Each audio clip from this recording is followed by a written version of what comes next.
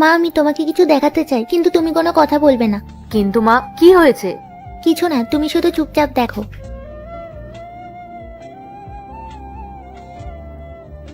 উফ বাবা, অফিসে যা কাজের চাপ। আয় আবার কোলে এসে বস। না না না না না, তুই আমার মাথায় এসে বস। সর ওদিকে। বাড়ির সব কাজ করেছিস? রান্না করেছিস নাকি এমন বটের বেটির মতো বসেছিলি? না বাবা, আমি এখনই স্কুল থেকে আসলাম। কে বলেছে স্কুল যেতে? আমি বলেছি?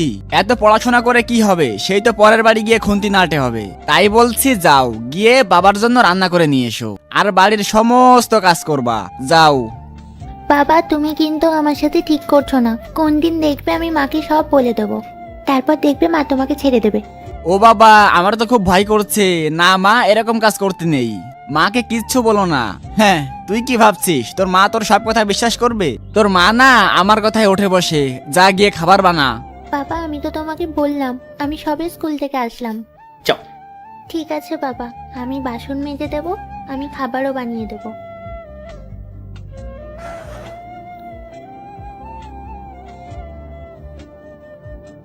কে রে এখন আবার ফোন করে? হ্যালো। রাহুল, কি করছো তুমি? এই তো শোনা, অফিস থেকে এসে রান্না করছি। এই চুপ, কিছু বলবি না। ও বাবা কি কষ্ট। ও, তুমি রান্না করছো? হ্যাঁ, ঋতিকা তো মাত্র স্কুল থেকে আসলো, ওর খুব খিদে পেয়েছে, তাই জন্য আমাকে বললো।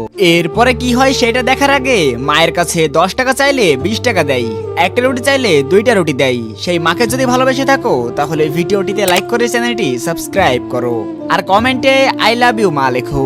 ওর জন্যই খাবার বানাচ্ছি। আর ঋতিকা কি করছে? ও ও পড়াশোনা করছে।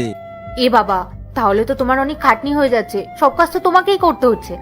তাহলে রাহুল, আমি এক কাজ করি, আমি বাড়ি চলে যাই, তাহলে তোমার একটু সুবিধা হয়ে। হ্যাঁ, এই না না না না না, তোমার তো এখন অফিসে অনেক কাজ, তুমি অফিসেই থাকো, বাড়িতে আমি সামলে নিচ্ছি। ঠিক আছে, আমি তাহলে অফিস কমপ্লিট করেই আসছি।